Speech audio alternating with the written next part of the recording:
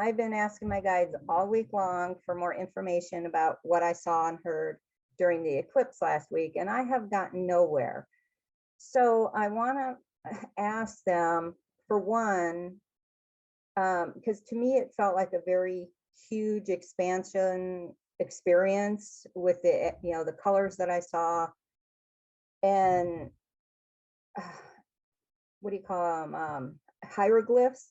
I don't know if they were Egyptian or Incan because they looked very similar. But then I also want to ask them, what the heck do they mean when they say my business is going to turn more toward mysticism instead of the shamanism? And is it going to be combined? But what the heck do they mean when they say mysticism? Because I'm not getting much information on that. I'm getting the picture of Lucy holding the football for Charlie Brown and then pulling it. So let's see what that's all about. So for Elena, can you enlighten her, excuse me, about this shamanism, mysticism message? What is that all about? Are you saying that she's going to move away from shamanism? They are? Oh, I was expecting a no, but I'm getting a yes. So you're saying release the shamanism work she's been doing all of her life? I don't understand this. Okay, is this 100% true? So moving into mysticism rather than shamanism is an optimal choice for Elena. All right, then you got to tell us what that means. Yeah. It's more expansive. Oh, the shamanism has limited you. It's like it's a box. Shamanism is a box. Mysticism is not a box. You can't. So what is mysticism? It's more of the spiritual journey. It's so much of it's unknown, right? I don't know, look up the definition of the word mysticism, but it's like, it feels like it's swirling, unknown, unexpected adventures. This is taking you from that limited little box of shamanism, because, there are a dime a dozen these days. Whether they're real or not is a whole other thing, but you're mixed in with that box. It doesn't let you stand out. And really, it's not about labels anyway. Why would you want to label yourself? You're on this spiritual journey and you're helping other people on the spiritual journey. So it's you stepping out of the box, being open to the next step. And they're going to, now I'm seeing Pepe Le Pew in that old cartoon. You remember when he would levitate and follow behind the cat? Yeah. I'm seeing you like that. They're going to lead you like Pepe Le Pew to whatever it is. You don't have to know what it is today. It's unfolding, and that's exciting. So each piece that you get, you add that to your quiver. You've got another bow in your quiver, right? You're collecting these tools. You are going to be creating as you go, piece at a time. And you will work with those people who are 1 or 2 steps behind you, who are also wanting to learn these things, but they don't know where to start. They don't have the same tools that you do.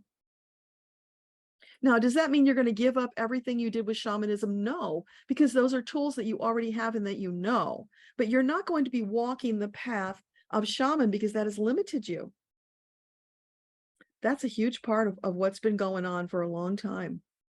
So that's why that stagnation of not feeling like, because it was, I know it was something Serge and I talked about when he was still alive, and I think it's something we've talked about over the years of, you're off your path when things don't line up. Mm-hmm. When they're hard, they don't flow. Right.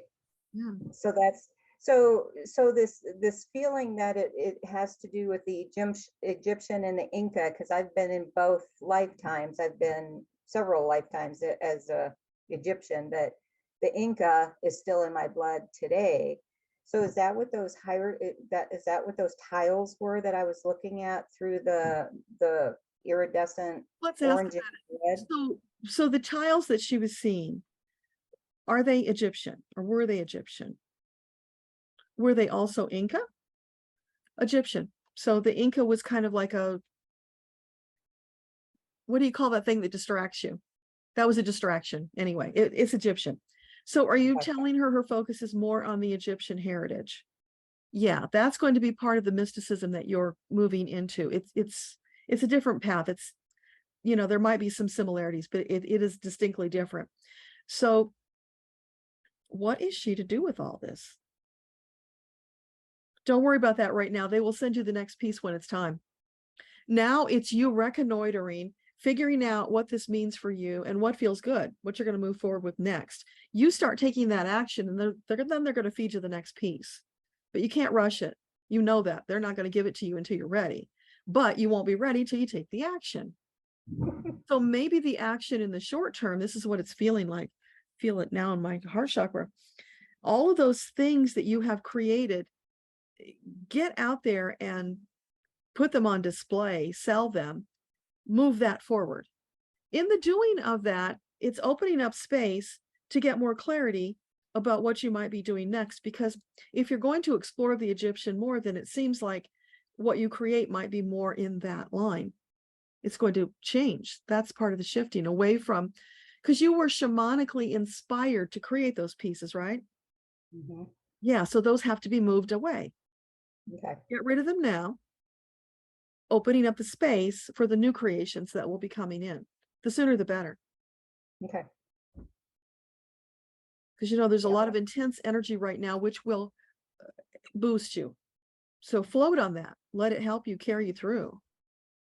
Yeah, because they've been pushing me to really get the Etsy store up and running again, so that I can get the medicine bags and the chokers and all that stuff out there to sell them. Mm-hmm. But some of the designs I've seen visually in my head are more of the Egyptian style, like I used to wear when I was, who.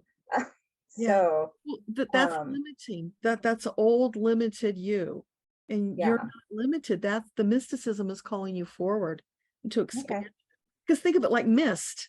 You're expanding like the mist, and that will go where it goes, where the breeze carries it, into nooks and crannies, exploring, finding itself, figuring out who and what it is. And it's also exciting because it's more of a, I really don't know, because it's been so long, in many lifetimes ago, that I was in the mystery schools. I don't remember that. It's going to be fun trying to pull all those pieces back into this lifetime to see where it takes me. And you need that excitement to carry you forward. Yeah. Cool. This is the new banquet they're serving you. Is there anything else that they want me to know? Anything else you want to share with Elena? They're giving you a big kick in the behind. I know, I feel it. It's like action, action, action, action. How many times can they say it? And now one of them's coming up to you with a pitchfork. So if you don't get moving, you're going to feel that pitchfork. I probably will. Yep. Okay. Yeah. Well, that's better than being thrown off a cliff, because that's what they did to get me to move the last time. So yeah, well, they start gentle, but then they up the ante if you ignore them. So yeah, they do. Yeah. Sooner than later. Yeah. Okay, cool. Thank you. Okay, you're welcome. Bye.